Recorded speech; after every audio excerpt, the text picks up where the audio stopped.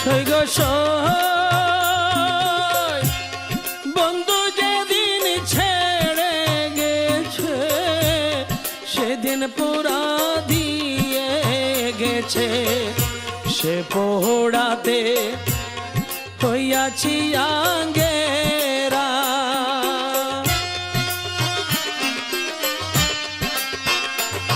সৈগ সই বন্ধু যেদিন ছেড়ে গেছে সেদিন পোড়া দিয়ে